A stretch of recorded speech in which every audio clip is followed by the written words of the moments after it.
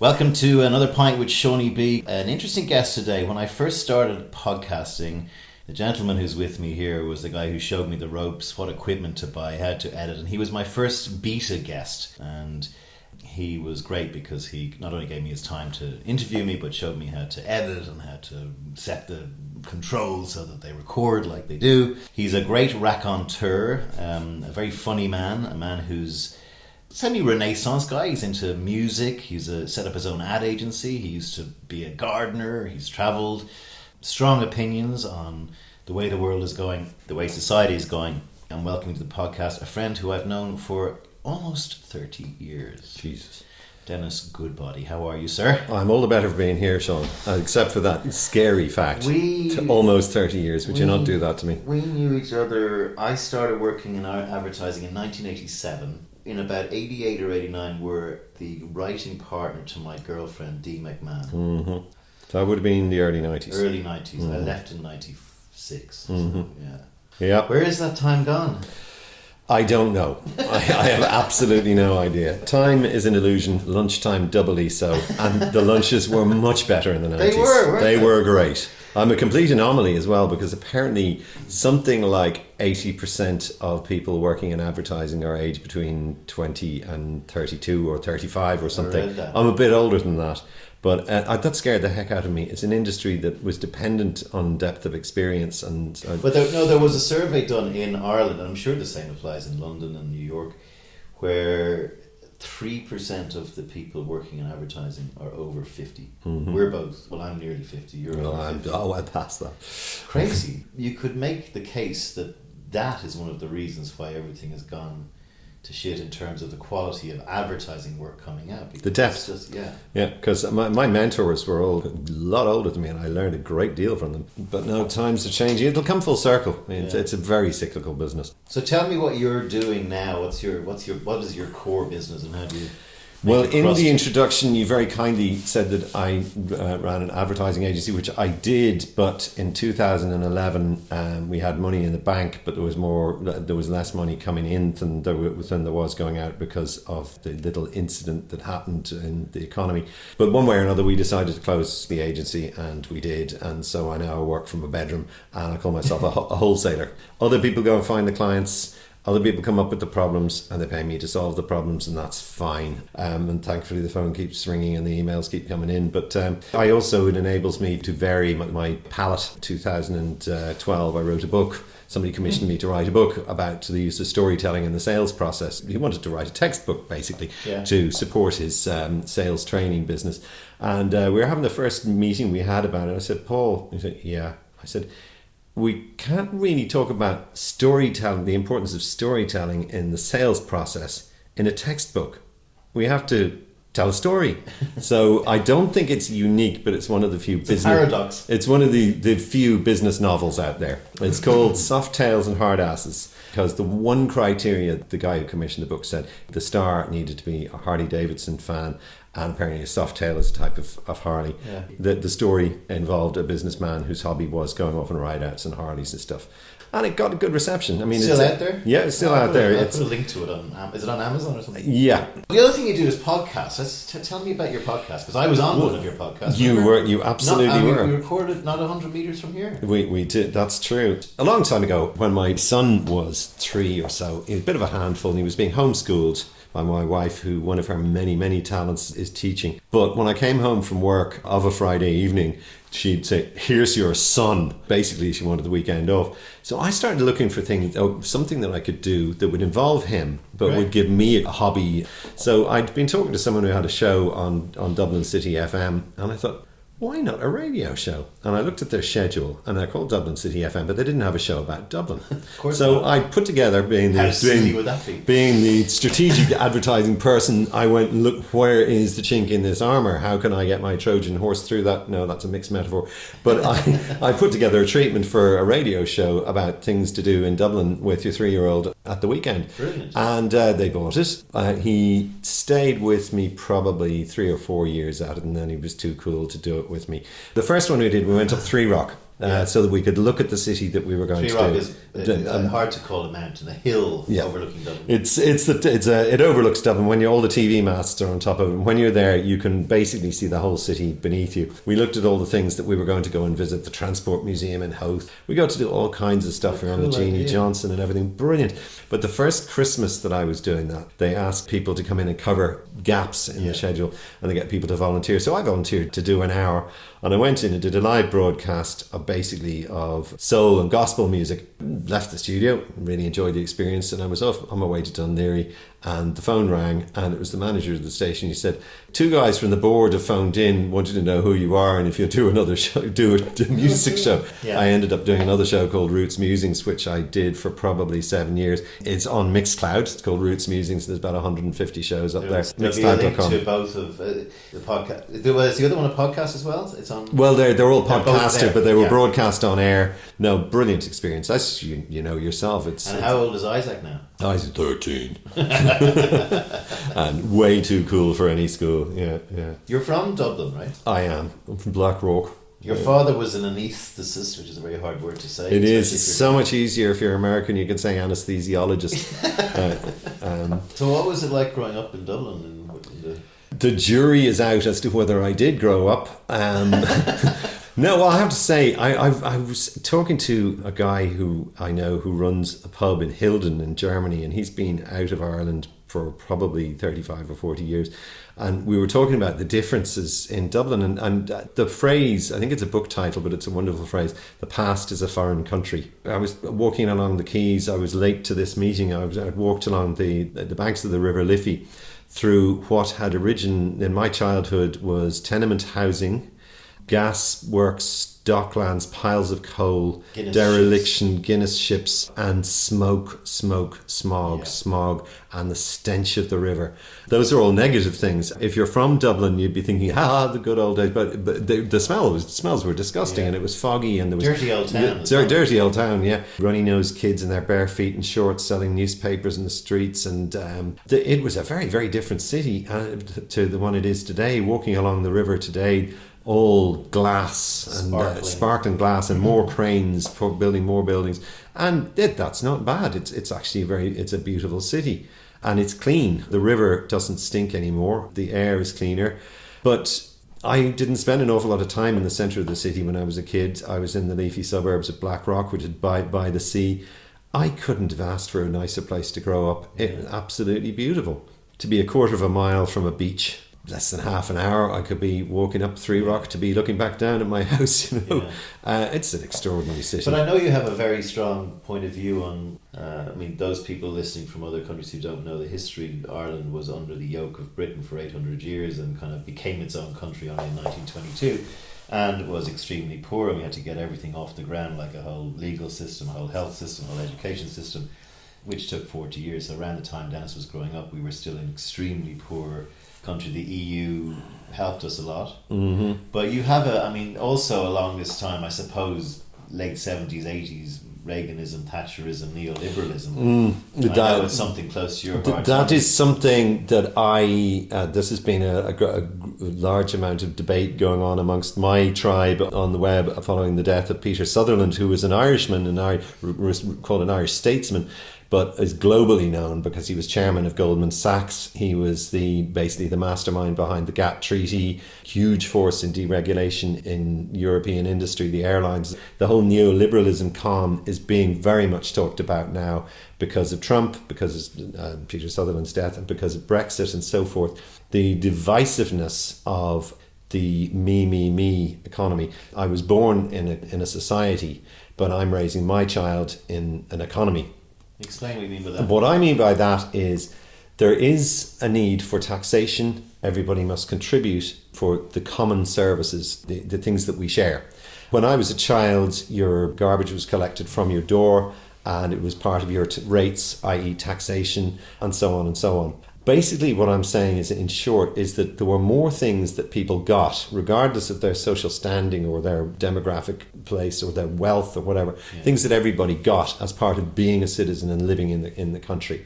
More and more and more things through privatization. We've been told that privatization is going to make things efficient, And then what happens is it gets commodified and owned by others. The ownership is removed from the citizens, and therefore we basically have to do what the corporations tell us to do, like it or lump it. I'm not naive. I remember the telephone system in this country was absolutely abysmal, incredibly bad, and was kept that way by negative unions. I'm a big fan of good unions. A good union is essential, but there were bad unions who did bad stuff. The general trend has gone from provision of services through fair taxation to buy everything individually. Your water, your bins, your health, and your roads, like your health, roads. The toll roads, exactly. And health is particularly. I'm looking across the water and seeing the British NHS being demolished. A healthy populace is a healthy economy. It's that simple. We're going towards the American model of everybody being frightened. Health has been taken over by Wall Street and by pharmaceutical companies who have more lobbying power. Well, somebody said the biggest problem America do is they mix capitalism with health, and that just does not work. No, you let people die because they can't pay their insurance. That's not a society. It's not even an economy, unless you happen to be a Nazi. To me, we're experiencing the death throes of capitalism and the need to have another ism. I may have quoted before in the podcast, Deng Xiaoping in China back in the 70s said that in order to arrive at pure socialism, you first must pass through capitalism, which I think is quite a prescient comment, because that's what we're doing at the moment. But I listen to my father and his generation, and they all think it's great. He'd say, "Oh, isn't it great that we don't have tenements anymore? And look at all the great things." And yes, a few thousand kids were abused by priests, but hundreds of thousands weren't. And we filled ourselves with excuses to kind of support the idea of a 1% and of a trickle down and of a kind of capitalistic thing, without actually ever really questioning or saying, is there a better way? Well, the amount of pressure on people, and that's what keeps people down. The wealthier you are, the more you can choose how much tax you pay and where. You then can make munificent donations to things and have your name over stuff. No, you earn money, you pay tax. We have more homeless people on the streets of this city than we had when we were a poor country. That does not make any sense. And then the other thing is charity. Whether it's charities for the homeless in Ireland or charities for the hungry in Africa, we're constantly looking at ordinary people trying to pay €2,000 a month in rent to keep a small house going to raise their children in, are being told how lucky they are because of what it's like in Africa, but give money now. How lucky they are because they have that house that they're struggling to keep, give money to the homeless. Homelessness is a national problem which needs to be organised and coordinated, not by charities, by a government. Of course, charities are important, but as to what those charities are, homelessness is not something that should be regarded as a charity issue. We've lost sight of the fact that there's probably a basic societal requirement, irrespective of how smart you are, or irrespective of how poor you are, or irrespective of how bad you are, or mentally unstable or ill you are, that you should have a right to a roof over your head, food to eat, shoes, clothes, and an education and a health system that if you get sick, it just gets looked after. We have 1,000 people roughly on trolleys waiting in our hospitals at time of recording. My joke was, I wonder what happens when we run out of trolleys. Yeah. It's all part of fear. If the powers that be, let's call them that, and I'm sure I'm being called a conspiracy theorist already, but if the powers that be wanted to solve the homelessness problem, they would. It's a matter of prioritising. If they wanted to solve the trolley problem, they would. One way or another, it suits somebody to have it that way. Well, I mean, the other thing is, the reason for that, I think, is, and I read recently, which was eye-opening, that when we had the collapse of the housing market and we were at rock bottom, there were two ways to go. One way was to fix it societally. So saying we you know, our income and our credit side of our balance sheet was diminished. We basically offloaded all the debt to a government-sponsored institution called NAMA, who became one of the biggest property owners in the world. They could have fixed the homeless issue and the societal issue. But instead, it was more important for them to keep house prices rising because that were their assets, whereas they could have gone the other way. And they also employed the middle class, the privileged class, lawyers, solicitors, estate agents. All those people got looked after. And meanwhile, at the bottom end of the ladder, poor people or the working class were not looked after and really badly left behind, which they had already been in the boom. So we have a society here, which I think mirrors America in many ways, and mirrors capitalism, that says we must protect the privileged class, which we would be members of, and we must be very careful to keep tamping down the working class, which is why we're probably going to end with pitchforks and revolution, which is what happens, because there's far more people, numbers, in the latter than there is in the former. And one of the things when the more reactionary people that I know giving out about the protests about water charges, which were enormous.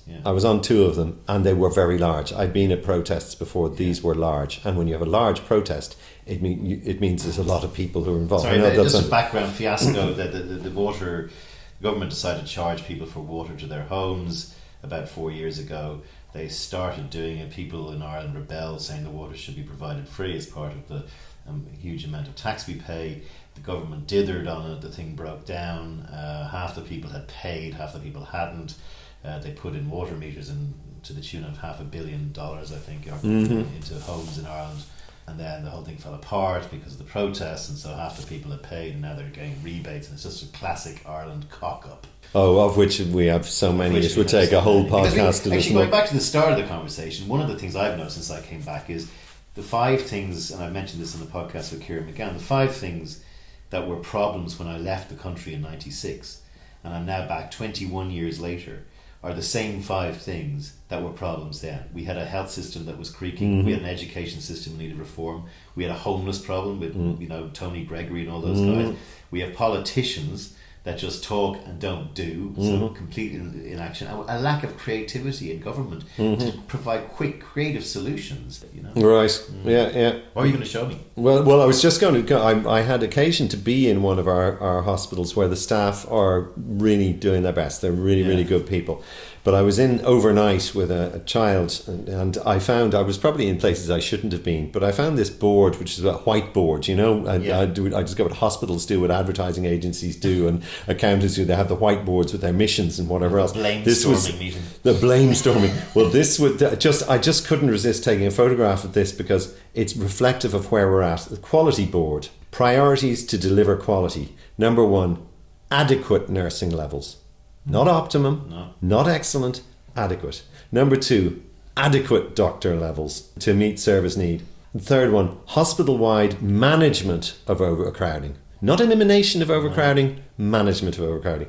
And it goes on. But it's quite pragmatic. It's pragmatic. In many ways, if you're running a hospital.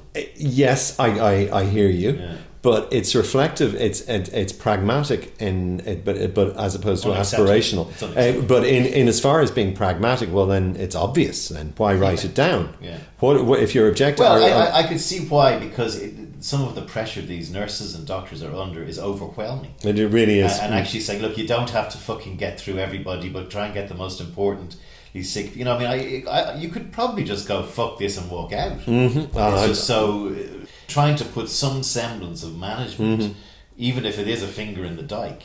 I can understand how you might have to try and get people to, how do you get a doctor who's worked 20 hours to work an extra 2 hours when some fucking car crashes happen on the M50? Yeah, I know. I carefully prefaced that by saying that I have enormous respect for the medical staff and having my bedroom was beside my parents' bedroom, so when the phone rang and my father went out in the middle of the night when there'd been an accident or something, I knew all about it. So huge respect around. But they're put in that position where they're trained for excellence and no compromise, but they're put in a position where they're having to use words like adequate and managing overcrowding. On the wall of the tent in MASH, they wouldn't have had that written very there. Good point.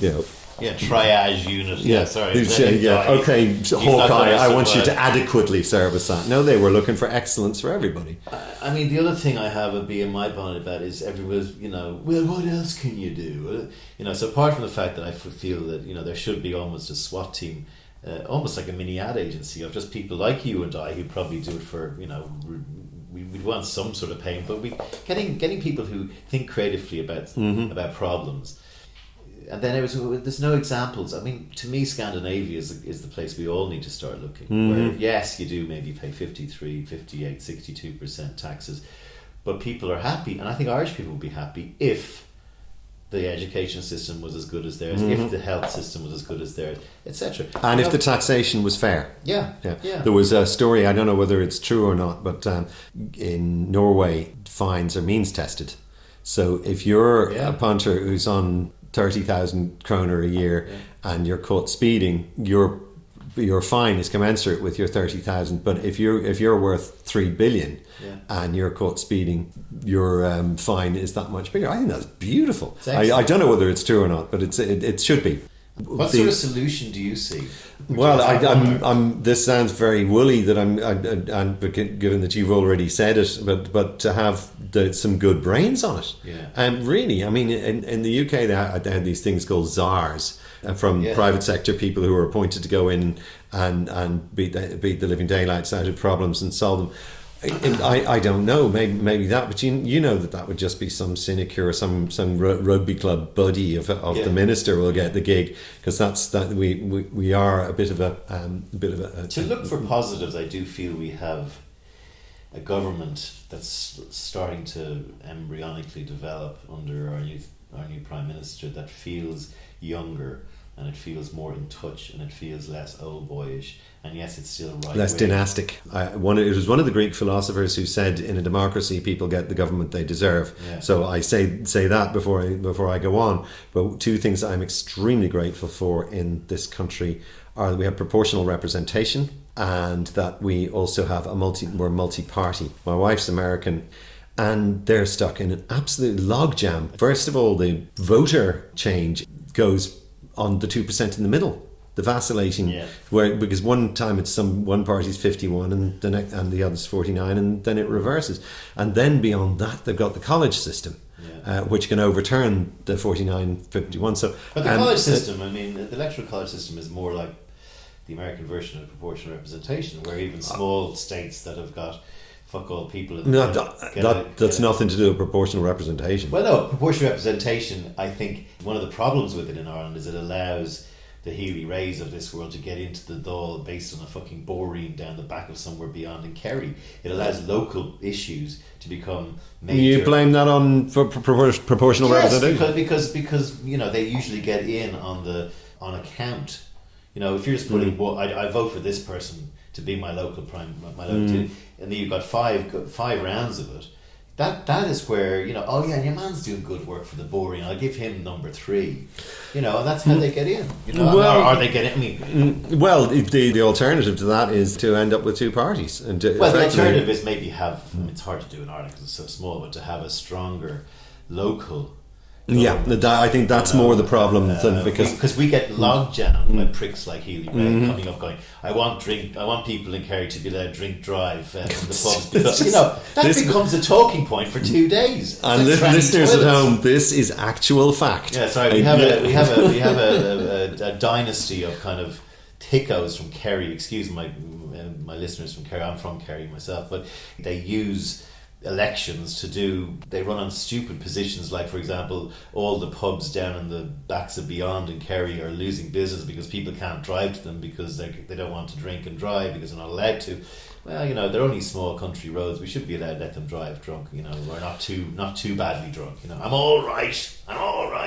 But those guys get into power, they usually, because we end up having hung parliaments, hold the balance of power, and so the government party that's trying to make a government has to sort of appease them. Hopefully not by letting people drink drive down in Kerry, but you know, they have more power than they deserve, or that their intelligence should allow them to. And I'm not just picking. I mean, there's some guys like Tony Gregory who've been really important. Well, Tony Gregory was another independent who Boyd Barrett and people like that today are taking on his mantle. But I doubt we're probably going to solve it on a pint with Seaniebee. The other thing I want to talk to you about is something that I know nothing about, and you're one of the only people I know who is this. You're from a Quaker background. Yes. And I know nothing about that. I'm sure lots of my listeners don't. Ireland is an extremely 95% Catholic, probably 75% lapsed Catholic. I think it's more than 95. Is it? It was 98 at one point anyway. And we are talking about the Republic of Ireland here. I'm not sure whether the statistics are slewed if you add in Northern Ireland.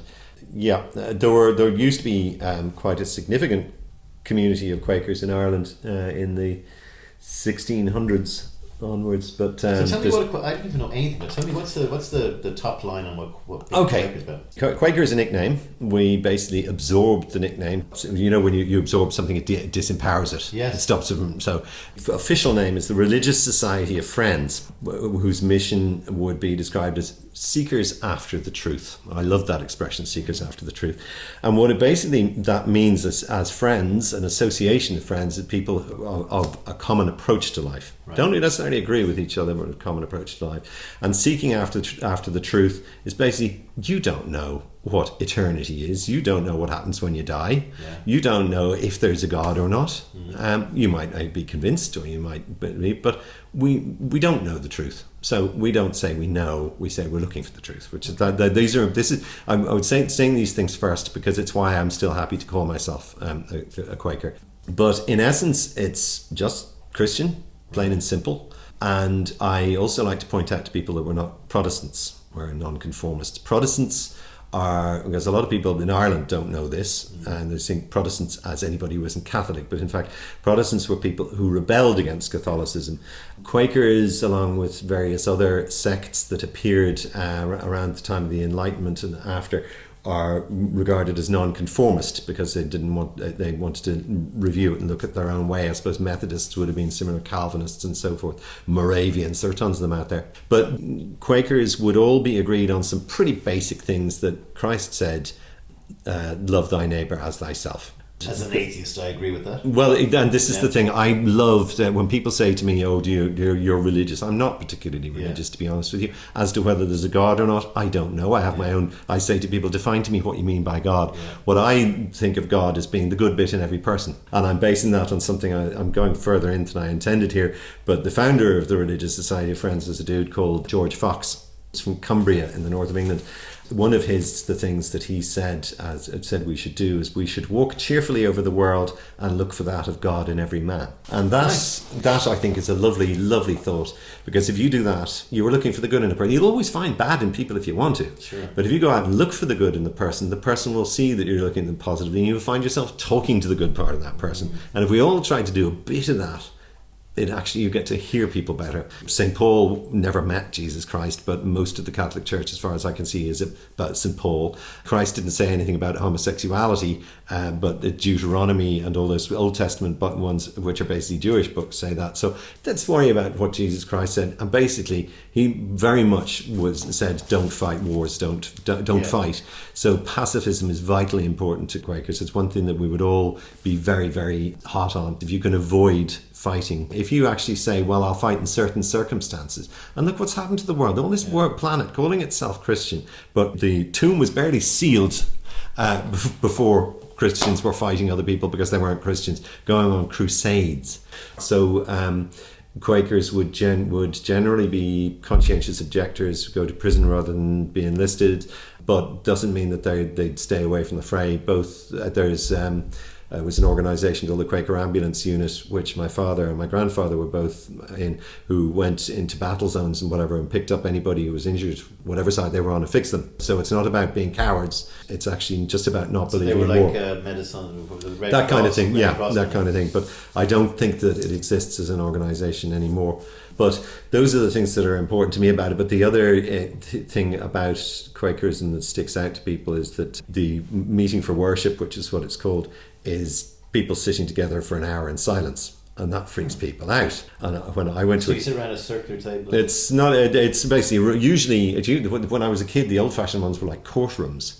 There was kind of a gallery where the elders sat and then everybody else sat around. But now that basically it's just a room with lots of chairs in it, maybe a table with some flowers in the middle of it. And if anybody feels like has something that they feel they want to say, they stand up and speak. The old-fashioned term is when the spirit moves you. Right. But you might sit there for an hour with nobody saying anything. It's basically a meditation. And what's remarkable is that if you're sitting there in silence and you're thinking about something, it is creepy the amount of times someone will get up on the other side of the room and start talking Irish about exactly or a vacuum in conversation. well they might start talking about exactly what you've been thinking about. Right. So there really is a kind of an atmosphere.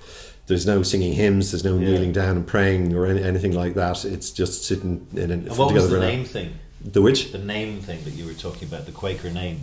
Oh, sorry. Yes, Yeah. you were asking. Right. Apparently, in the early days, there were people who would get filled with the Spirit and start quivering and shaking and speaking, whatever. You hear about that Pentecostal and apostolic and evangelical organizations where people speak in tongues and quiver and stuff. I don't know anything about that. I was just saying the Shakers. Shakers were actually Mother Anne, I think her name was a Quaker, but Quakers were far too liberal for her. Oh, really? She went to a splinter group, took a group of people off to the States. Extraordinary organization, really amazing, but they didn't have sex. Men and women were separate. Died out, haven't they? Yeah, they adopted children and they raised children, but only when there were children available. But they were extraordinary people. It was a Shaker woman who invented the chainsaw. They invented grain silo. The rudiments of intensive farming and efficient grain silos, and they were incredible people, incredibly industrious. And Quaker Oats is part of it, right? Quaker Oats was a company set up by I don't know, the original people would have been Quakers, but Pennsylvania was originally a Quaker colony because William Penn was a Quaker, because that's the other thing. There was a certain amount of persecution. Being married to an African American woman, I don't really want to talk too much about my people being persecuted, but one of the reasons why Quakers would have come to Ireland would have been because they would have been thrown in prison and stuff in England. An antecedent of mine was sent to prison because he refused to pay a tithe to the local vicar, which was an obligation. It was kind of effectively like a council tax, but it went to the church. And he said, I'm not in your church, I'm not paying it. And he spent about 3 years in prison for that. How are the Quakers with, can anyone walk into a meeting? Oh, you're more than welcome. There's a good few people come and don't join. Some people come, they come regularly but aren't members. Do you get people coming in just acting the maggot? I've never seen it. Right. I've never seen it. I've seen people who are a bit disturbed standing up and telling their life story to the room or whatever, that might be a bit odd, but they just get tolerated, and maybe somebody will go up and talk to them afterwards and ask if they want a cup of tea or whatever. It's very right on. Well, I picked up a word maybe 2 years ago for myself, which I've been actually filling my God-shaped hole with it. It sounds terrible, and it's just the word kindness, and I kind of find that as such a strong word when you're getting up in the morning, and particularly when you're going to sleep at night, when you just look in the mirror and go, because I can be quite, you know me quite well, I kind of can overstep the mark quite a bit in comedic attempts. He's very funny. Bad attempts at comedy sometimes backfire, which they have to, and they should be allowed to, in my view. But when you're going to bed at night thinking, where was I as kind as I could have been today in my interactions with the world, and the same in the world, which is Christ.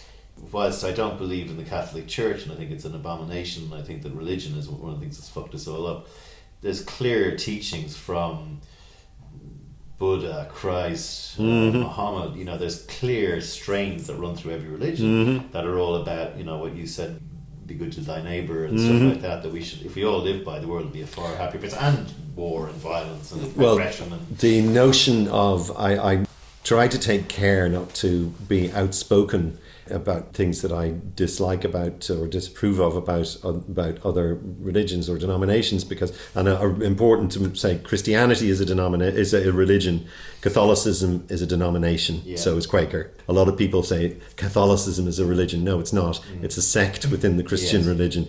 But a lot of people worry far too much about whether there's a God or not. We'll know all about that when we die, thanks. Exactly. Our job at the moment is to get on with it. If the notion of heaven is important to you, try and make it here. Very good.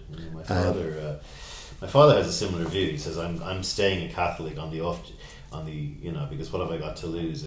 If it's true, great, and if it's untrue, I'll be dead. But I would say the idea of kneeling down, worshipping, singing hymns and psalms, and as Bill Hicks said, you can sum up Christianity by eternal damnation to anyone who questions my everlasting love. Well, that's nothing. That's anathema to you. I don't.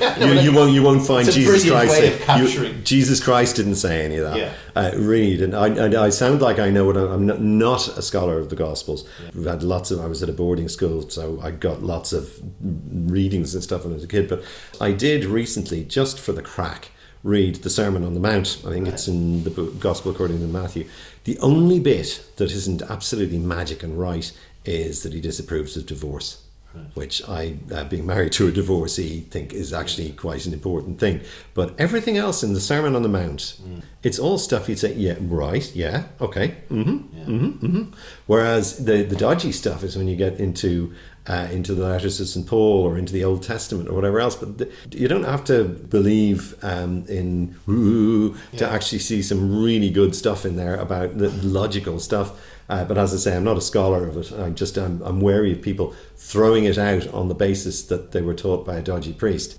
But I still participate in Quaker meeting because it's a very important tradition to me. It does give people a place and a freedom to go and think with other people who want to think and to share ideas and to be in an uninhibited fashion and to not be shouted down or anything like that.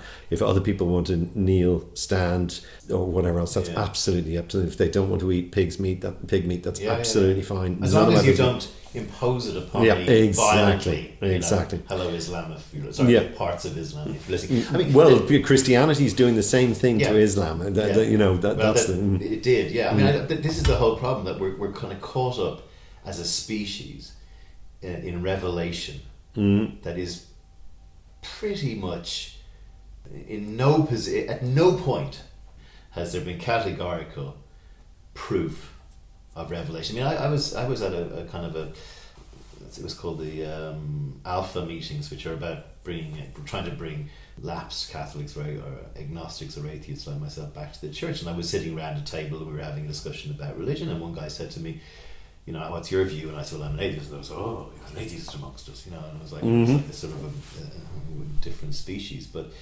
I said we have no proof, categorical proof, in all of the thousands of years before Christ and all of that, and I've no doubt Christ lived and he was a good guy.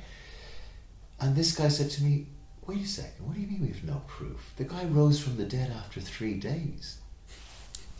What more proof do you need? And I'm like going, I can't argue that, right? I can't have that discussion. Oh yeah, you're right, sorry, well done in your faith. But as someone said, if we lost all the holy books, if the holy books, I presume you guys have got Bibles like everybody else, if they all disappeared and all of our memories were wiped, and we woke up tomorrow and there was still sport and there was still trains and podcasts, we wouldn't get there today. We would talk about how to be moral, how to be kind, how to be right, because we have that built into us as animals.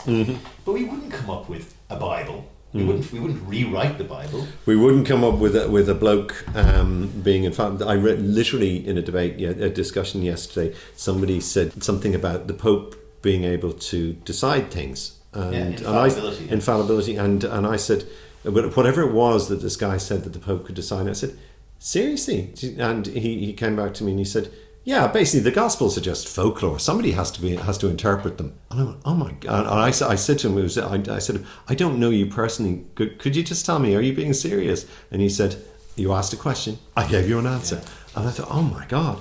Because for me, the whole problem is about, I'm with you all the way on that. We would come to the important stuff. The notion of how to build a society and because if we have a society, and it hasn't taken Christianity to do this, it's happened in China and Japan and all around the world, for a city and the Amazon rainforest, they're still running around to have, if you're going to have 10,000, 20,000, 100,000 people living in a city, you can't do it in a chaotic fashion. So it has to be in a way where people feel safe walking from A to B, and where a woman can feel that she isn't going to be accosted by strangers or whatever else, which all takes a structure. That structure has to come from some kind of a code. And I'm willing to bet that we would end up having to write that guidebook, but it wouldn't necessarily have people rising from the dead after 3 days or not eating pork or whatever. The Pope thing is interesting because when I was growing up, and when you were presumably in schools that taught scripture. Yeah, they were Church of Ireland mainly. Yeah, but we were taught when we were kids, and it's great out of the mouths or out of the minds of babes, because as soon as you're going into religious education, they talk to you about limbo. right? So limbo's my little hobby horse. Rush when I was limbo. growing up, not Rush Limbo, limbo. So limbo, for those listening who don't know about it, well done, first of all. But it was basically when you're a kid, you're being taught about heaven, hell, and purgatory. The great McDonagh movie In Bruges. One of the characters says, "What's purgatory?" And it says, "Well, it's where you go if you haven't been really good or you haven't been really bad." The guy says, "You mean a bit like Spurs?" And he goes, "Yeah." Yeah. So there was heaven and there was hell and there was purgatory, and there were the souls in purgatory, the people who maybe didn't die by getting the last rites, which was a loophole. I again question whether, if I've been a bad killer and I just happen to be in hospital with a priest by my side, I can get off and get straight to heaven. Bad. But you get a whole pile of people in purgatory who are waiting to go to heaven, and the amount of prayers that we give them means eventually they get, or the amount of money sometimes we give the church, they would release souls into purgatory. Right? Crazy shit. But then there was, what happens to a baby that hasn't been baptized? So a baby comes out, dies, priest not there. Kids ask these questions. Oh, well, that baby has not had the stain of original sin removed from it, and then it goes to limbo. And then as a kid, you go, what the fuck's limbo? Because we're kids, and there was a much higher infant mortality when we were growing up. People lost kids, miscarriages were more frequent, and you worry about your little baby sister who didn't make it. They go to limbo. What's limbo? Limbo is a vast, vacuous place where souls just float around. And they go, and they never get to heaven. No, they never get to heaven. But they never get to hell either. What? Yeah, that's why you're in limbo. You just stay there forever. So, excuse me, like all these little kids putting their hands up. So you're brought up going, that is terrifying. The babies did nothing. They didn't even sin. And then JP2, early 2000s, before he died, back to your point, goes, actually there is no limbo. And we go, there is no limbo. In 20 years you decide to cancel limbo. Yeah, it's preposterous, isn't it? It's preposterous like all the other things that you have that are preposterous. Well, sorry, that story took too long. No, again, it's something that I don't really feel free to comment and criticise, but you're seeing my face here. And because you see, and this is the whole thing. In Ireland, it's also worth pointing out that the power of the church meant that there was no contraception. Contraception was illegal. Yeah. And we still don't have abortion, but all of our people can go across the border to Britain and have one, but that's fine. But this was all bizarre to me because I wasn't brought up to think of damnation or anything like that. I've never been baptized. We don't have any of those things. Going to rotten hell. Wasn't baptized. What was the other thing? Oh yeah, we don't have confirmation or communion or anything because confession. That's it. Confession. No, the action of confession, of telling somebody something, is very deeply rooted in humans. I watch a series called Bones on TV, and it's about a division of the FBI. The department has a shrink in it, and every now and again a character goes into the shrink's office and talks to the shrink for a bit. And I said to my wife last night, that's a 21st century equivalent to the confessional. Exactly. We had that. There's the old Irish folk story of the guy who has the secret, and he gets sicker and sicker and sicker, and the medicine man or Miracle Max or whatever his name is tells him to go and tell his secret to a tree. There is something in us that needs to do it. I think that the church took hold of that and owned it. I think it's kind of what happened. Problem because shared is a problem halved. The lack of ability to. But the idea that somebody could have ownership of that is quite extraordinary to me. The idea that you would need to have an intermediary between you and your creator, if there be such a thing, because that's another thing I should point out. There are no priests or clergymen or ministers or anything in Quaker organisations, so that's Quakerism anyway. We're not going to solve religion on a pint with Seaniebee either. No. What do you, just before we finish, what's your view on the future? You said you have a 13-year-old kid. We're in the deepest, darkest side too of Donald Trump's presidency at the moment. What do you think your outlook is on the future of the world, the planet, etc.? I say make or break. You were sort of going there earlier on when we were talking about capitalism and movement. This will either burst like a cyst and overflow, and we can get to cauterize the wound. We can repair humanity, or it's going to go the full way, and we're going down a slithery slope to limbo or purgatory or hell or wherever, because the myopia of the greedier people in the world. There's nothing wrong with being wealthy if you come by your wealth honestly. I saw a documentary on Warren Buffett the other day. I don't know everything about every trade he ever did, but that's one decent man. Yes. A very decent man. And Bill Gates as well, a very decent man. Perhaps a bit misguided in some areas, but who isn't? Yeah. But in the political houses of the US and the UK, and ours are probably the same, they're just smaller and not as wealthy. Their vision of self-serving vision is terrifying. Yeah. The notion of going into the houses of representation without humility and without a mission to serve, but instead going in with a mission to self-serve is absolutely terrifying. It's fuck the consequences. Fuck the consequences. Yeah. And I think they fool themselves into thinking because they are serving their sponsors and their vested interests and lobbyists and whatever, that is actually a contingent of the electorate that they're serving. But it's not.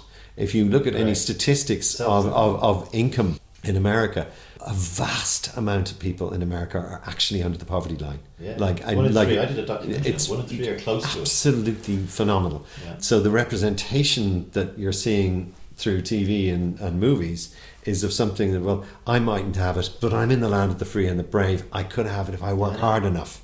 But no, you couldn't. And it's acceptable because, you may have been able to in the 50s. I think the idea that this is the darkest hour before dawn is something nice to hold on to, I think. Mm-hmm. But I tend to agree with you. Last question, what would you say to a person who's 18 today? Happy birthday. I crossed the ball, he nodded it in. What would you say to somebody that is just sort of embarking on being an adult?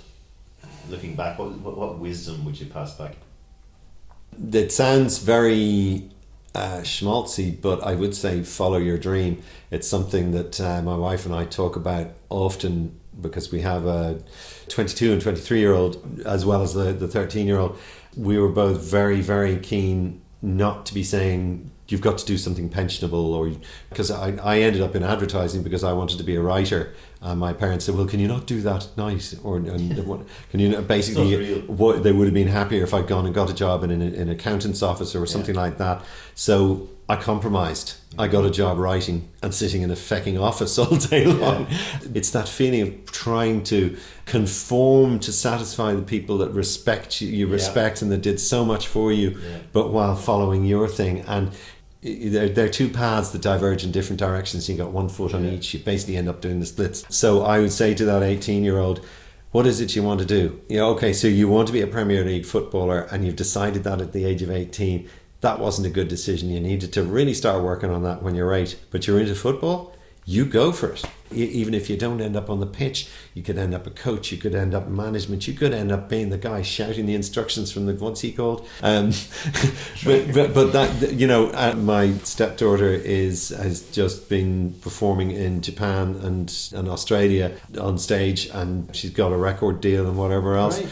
That's been what she wanted to do, and she's doing very well of it. No, she never actually stopped to ask, was this the right thing or whatever. We just said that's what I want to do, and she went and she did it. And the other fella's doing photography and music also, and he's doing it, and fantastic. And a huge part of that exact follow your dreams comment comes up an awful lot from people on the podcast. My view as well is a lot of parents in the past tended to either try and force their kids to live their dreams that they failed to accomplish, or they pushed their kids into places where they could then boast to their peer group or their friends about, my son is becoming a doctor, or my daughter. My son, a doctor. And anything that was kind of advertising, acting, Premier League football player. There's no money in that. You might be, you're joking. And there was a huge tamping down of ambition and a need to conform, which we could conspiracy theorize as much as we like back to our previous conversation. Anything else you want to add? Just on that one, my mother, who is 90 at the moment, she left school. My grandfather pushed her off to work in the bank on the basis that it was pensionable, and if she didn't get married, at least she'd have a pension. And that was my mother's career sorted. No, I would want for any child, male or female. I'm not going to say to you, go and do something pensionable in case you don't get married. Feck that. What is your dream? And if you don't have a dream, go to sleep and wake up with one. Great way to end it. Denis Goodbody, thanks for that chat. It was great. Sean Doyle, it has been my absolute honour. See you next time.